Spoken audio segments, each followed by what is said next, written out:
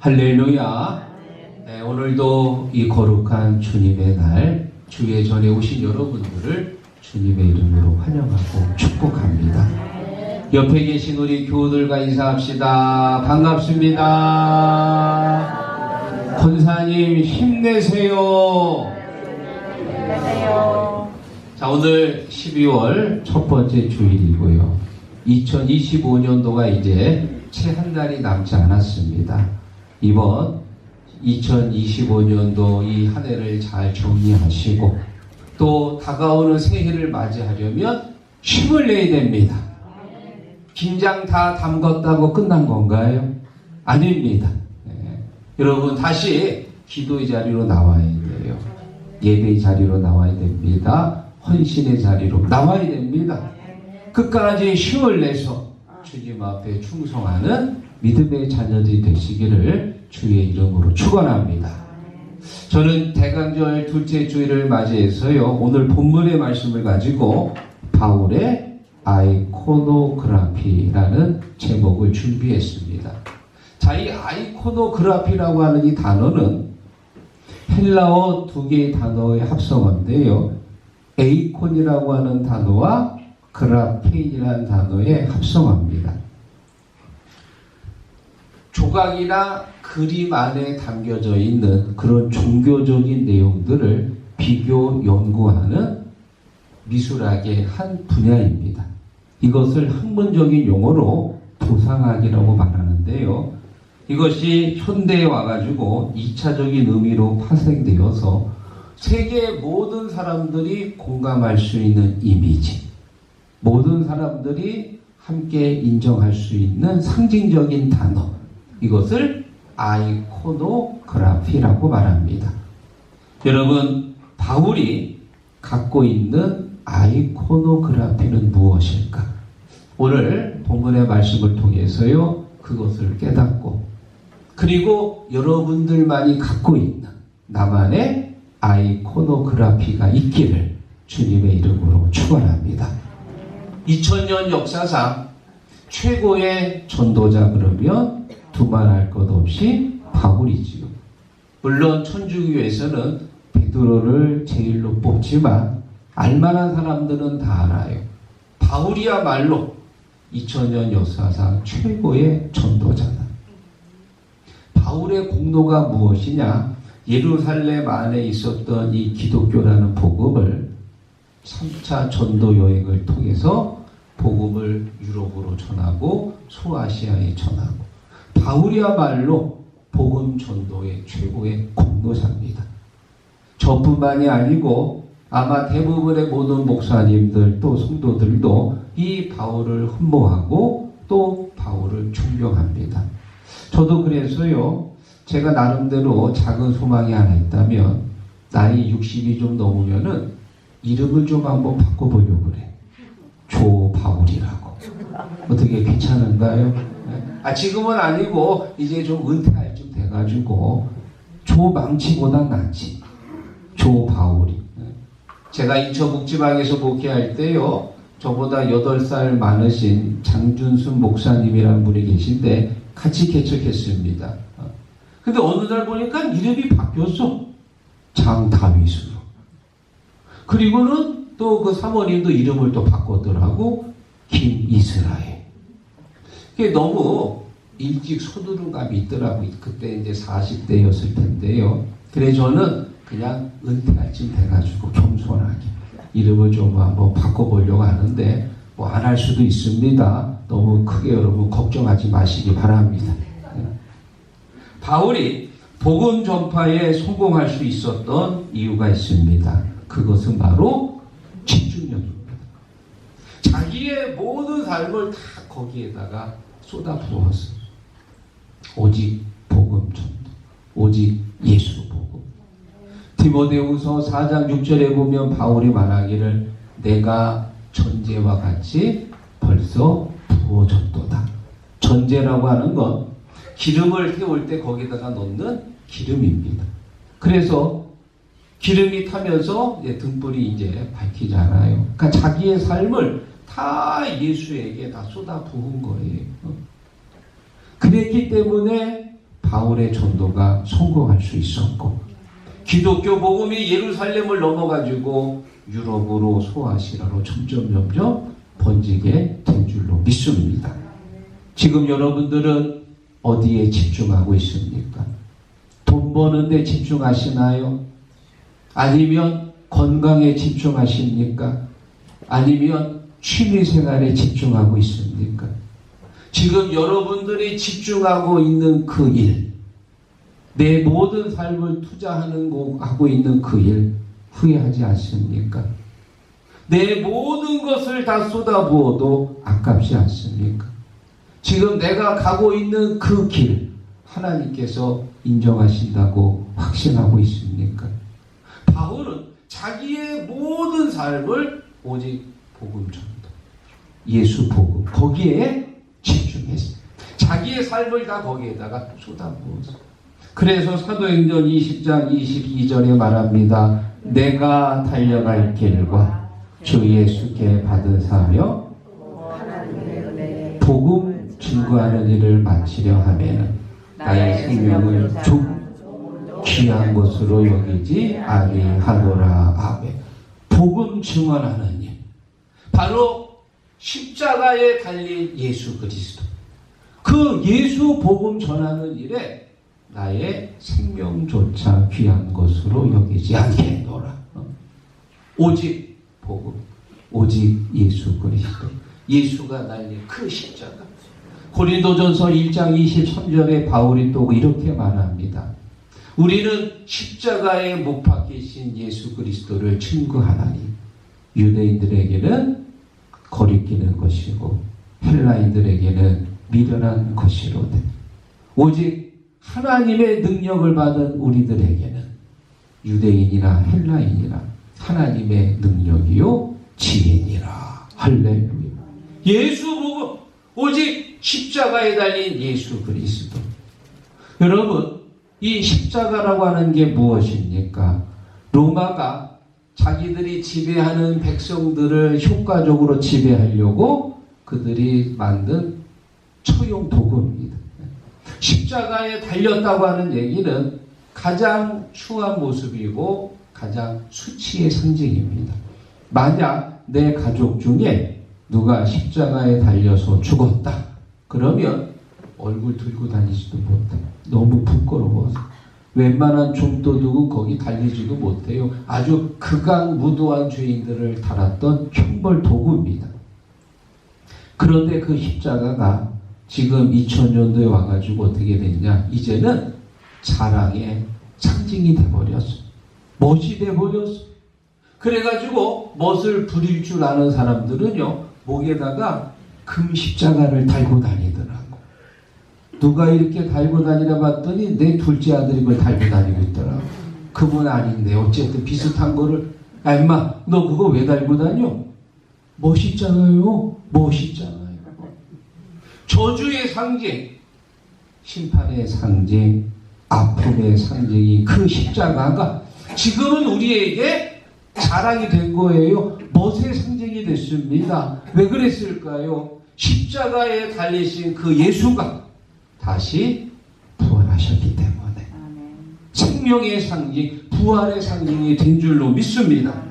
그래서 바울이요, 갈라디아서 6장 14절에 말하기를 그러나 너희는 우리 주 예수 그리스도의 십자가 외에 결코 자랑할 것이 없나니. 할렐루야. 십자가를 자랑했습니다. 왜? 거기에 예수가 달렸기 때문에. 그 십자가에서 나를 향한 예수님의 사랑이 넘쳐났습니다. 그 십자가를 통해서 우리가 하나님의 자녀가 되었습니다. 그 십자가에서 우리가 진 모든 죄가 다 깨끗하게 씻겨졌습니다. 그래서 우리가 바울 하면은 십자가. 바울의 신학은 한마디로 무슨 신학이냐? 십자가 신학. 십자가. 십자가를 자랑하고 십자가를 붙들었고 십자가를 증거했다. 믿습니까? 불교 용어 중에요, 화두라고 하는 용어가 있습니다.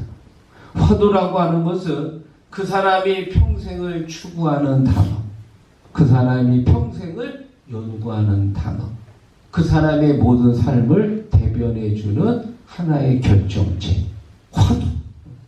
바울의 화두가 무엇이었냐? 십자가. 바울을 상징하는 한 단어를 말하라. 아이코노그라피가 뭐냐? 바로 십자가. 십자가, 십자가, 무한 영광일세. 요단강을 건너누 영원하시건네.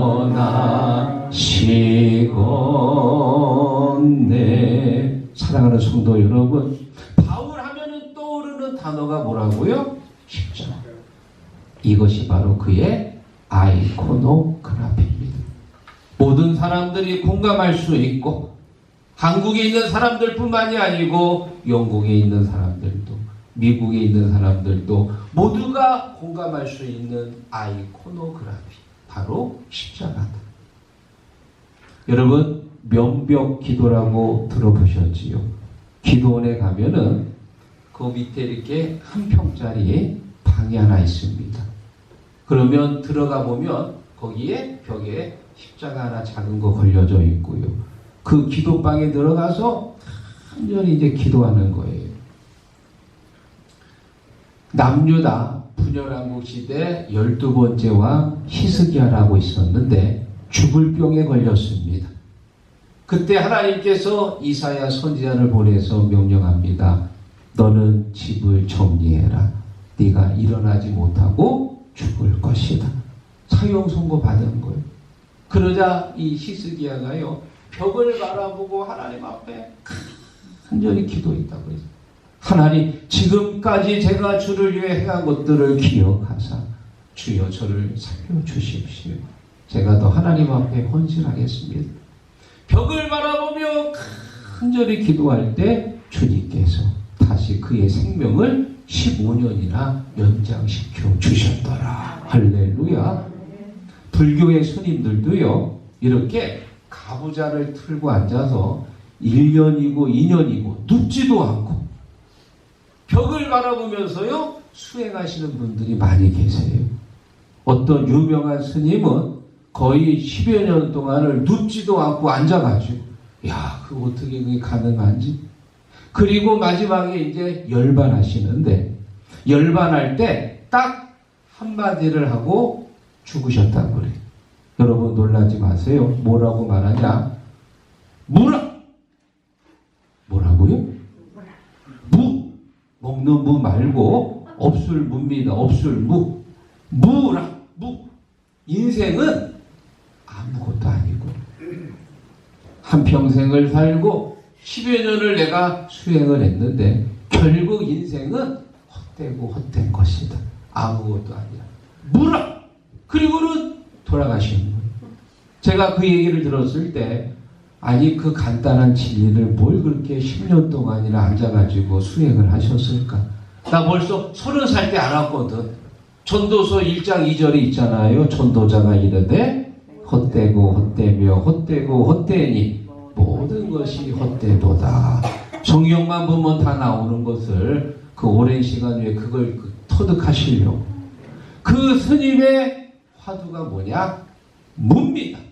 그분은 한평생 그 인생의 무라고 하는 걸 쫓아가신 분이요. 그렇다면 여러분의 아이코노그라피는 무엇입니까? 여러분의 이름을 불렀을 때 많은 사람들이 생각할 수 있는 단어, 많은 사람들이 공감할 수 있는 단어, 그게 뭐라고요? 아이코노그라피. 여러분을 상징하는 그 단어가 필요합니다. 내가 한평생 추구하는 단어, 나의 인생의 모토. 여러분, 오늘 이 시간 나를 대변해 줄 수 있는, 나를 상징하는 아이코노그라피가 무엇인지를 오늘 이 시간 한번 생각해 보는 귀한 시간이 되기를 주의 이름으로 축원합니다. 제가 목회하면서 미국을 그래도 은혜 가운데 2번이나 제가 다녀왔는데 하나님의 은혜지요. 주로 이제 차를 타고 많이 이동하잖아요. 차를 타고 다니면서 이렇게 유심히 봤더니 신호등이 우리나라 신호등하고 조금 다르더라고. 미국의 신호등은요, 사거리에서 차량이 보는 교통 신호등은 다 세로로 세워져 있어요. 세로로. 그런데 우리나라 사거리 교통 신호등 보면은 가로입니다. 가로. 한번 다니면서 보세요. 가로로 세워진 교통 신호등이 있나? 없습니다. 다 가로로 세워졌지. 가로로. 미국이 세로고 우리나라가 가로요. 그리고 우리가 이제 횡단보도에서 보행자 신호등은 이렇게 두 개 이제 세로로 세워졌잖아요. 그 안에 사람 모양이 있는 신호등이 있는데 미국에 있는 사람 모양하고 한국에 있는 사람 모양하고 이렇게 보니까 또 달라. 재밌더라고요. 또 이 미국은 도시 빼고 이 외곽 지역은 비교적 이제 한산하니까 땅도 넓고 그래서 누르는 신호등이 많아요. 그래서 보행자가 이제 건너려고 하는데 차는 없단 말이에요. 근데 이제 빨간불이라. 그러면 신호등을 누르잖아요. 그러면 이제 잠시 후에 파란불로 바뀌어가지고 자기가 건널 수 있게끔 그렇게 또 만든 누르는 신호등들도 꽤 있습니다.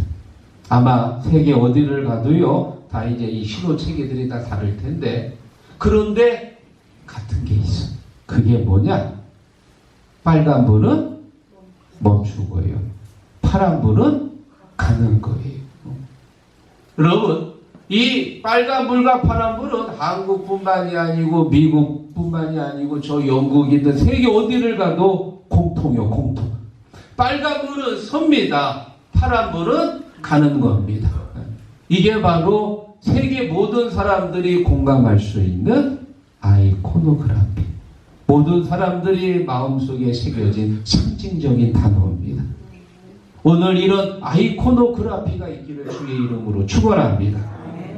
엘리야 하면 떠오르는 게 뭐지요? 불입니다. 불. 갈멜산에서 제단을 쌓아놓고 850명의 바알 선지자들과 대결했을 때 하나님께서 엘리야가 쌓은 제단에 성령의 불을 내려주셨어. 그래서 우리가 엘리야 선지자하면 딱 떠오르는 게 뭐냐? 불의 선지자. 예레미야 선지자하면 여러분 뭐가 생각이 납니까? 눈물. 예레미야 9장 1절 읽어봅니다. 어찌하면 내 머리는 물이 되고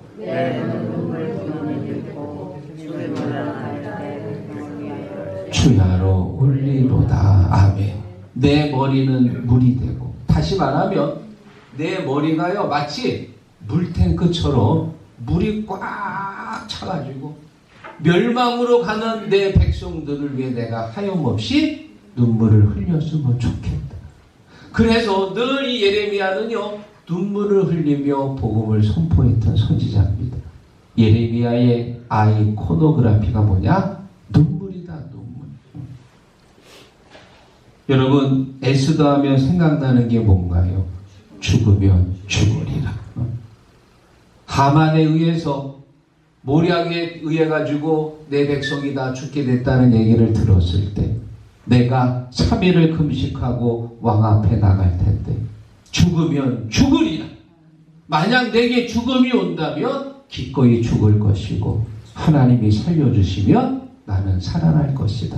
일사각오의 마음으로 죽으면 죽으리라. 그 사람을 생각했을 때 딱 떠오르는 상징적인 단어가 있습니다. 좋은 것만 있는 건 아니지요. 나쁜 것도 있습니다. 여러분, 가룟 유다. 뭐가 생각이 나나요? 배신자지요. 예수님을 3년이나 따라다녔는데 마지막에는 은 30냥을 받고 예수를 팔았습니다. 그리고 나중에 그게 괴로워가지고 스스로 목숨을 끊었습니다. 실패자의 의미입니다. 그런가 하면은 가인하면 뭐가 떠오르세요? 살인자입니다. 죄 없는 동생을 죽인 자지요. 에서하면 누가 떠오릅니까? 뭐가 떠오르십니까? 팥죽. 장자로 태어났는데 그 장자권을 팥죽 한 그릇에 바꾼 어리석은 사람들입니다. 여러분, 이왕이면 여러분의 이름을 불렀을 때요 좋은 이미지의 아이코노그래피가 있기를 주의 이름으로 축원합니다. 사실 저도 아이코노그라피가 하나 있어요. 여러분, 조대훈 목사 하면 여러분 뭐가 떠오르시나요? 아, 기쁨의 목사. 잘 웃기는 목사. 근데 하나도 안 웃네. 조대훈 그러면 야, 참 재미있는 목사. 조대훈 목사를 만나면 힘이 나고 은혜가 되고 늘 기쁨이 넘치는 목사. 이게 바로 저의 아이코노그래피입니다. 지난 11월 달 당진교회에서요, 원로장로님 위로회가 있었습니다. 그래서 제가 사회평신도부 상임위원 자격으로 거기를 참석하고 예배 끝나고 나오는데요, 웬 여자분이 내 뒤에서 나를 보더니, 아! 인절미 목사님! 인절미 목사님이에요, 인절미. 인절미? 그러니까는 지난 우리 개사회 때 저희 교회 오셔서 저의 인절미 간증을 들으신 거예요. 그리고는 그분이 저를 보더니 그 당진교회 원로 장로님이시더라고. 여자 장로님, 키가 작은데 아주 당차시더라고. 저를 보더니요, 목사님 하면은 두 가지가 생각이 난대요. 하나는 인절미, 또 하나는 아스나. 제가 그 얘기를 듣고 기분이 나쁘지가 않더라고. 괜찮아요. 왜? 여러분, 인절미 목사님은요, 아주 좋은 의미입니다. 인절미, 인정이 많으시고, 절대 책임을 회피하지 않고, 미안한 마음으로 상대방을 배려하는 목사님. 좋아요, 안 좋아요? 좋잖아요. 내가 만들긴 했지만, 그 사람을 불렀을 때 딱 떠오르는 이미지. 이게 중요한 거. 믿습니까?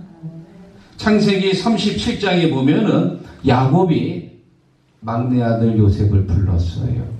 그리고 말합니다.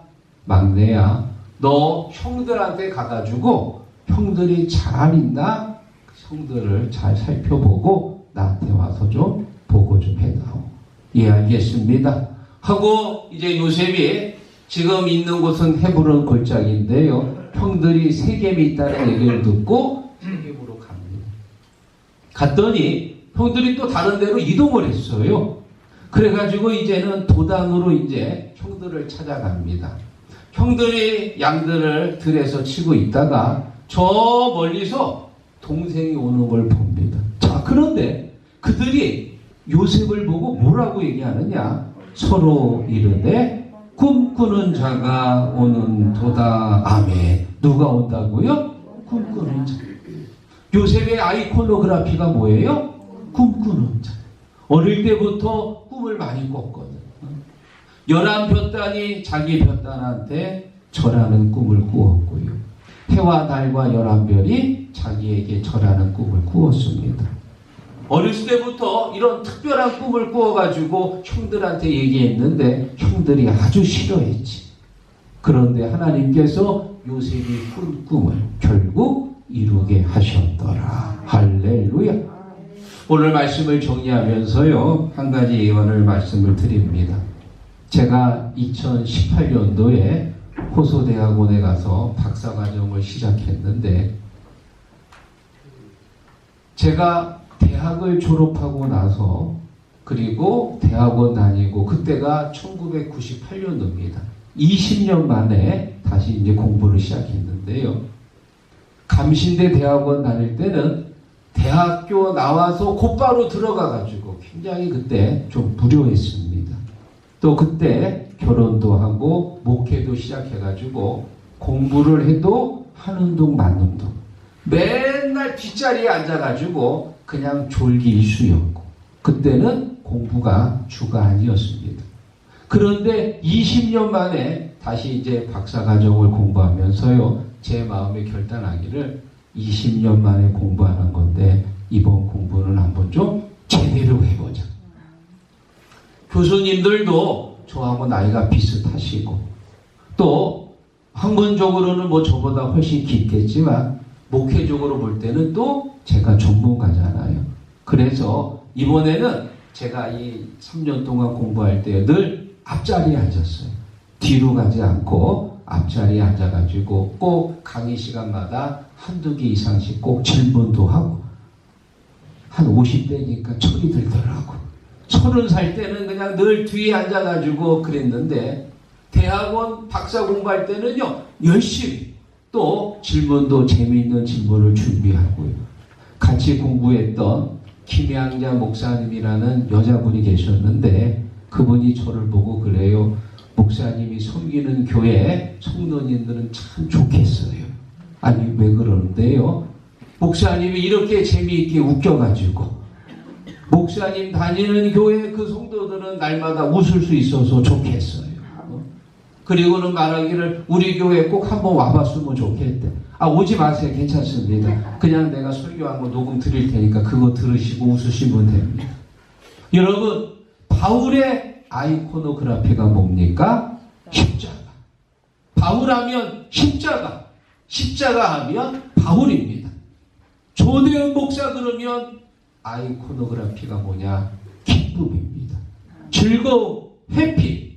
그래서 우리 교회 주보에 보면은요, 제가 늘 뒤에다가 썼잖아요. 예수 믿고 기쁘게 삽시다.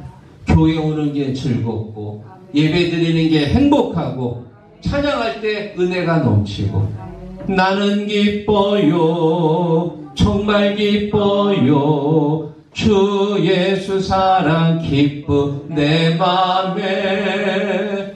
사랑하는 시국 성도 여러분, 여러분의 아이코노그라피는 무엇입니까? 여러분 주변에 있는 사람들이 공감할 수 있고, 여러분을 아는 사람들이 함께 공감할 수 있는, 여러분의 이름을 불렀을 때 딱 떠오르는 상징적인 그 단어, 여러분 필요합니다. 바울처럼 그것이 십자가가 되기를 바랍니다. 그것이 예수가 되기를 바랍니다. 여러분을 보여줄 수 있는 상징적인 단어, 주님께서 인정하시는 아이코노그라피가 되기를 주의 이름으로 축원합니다.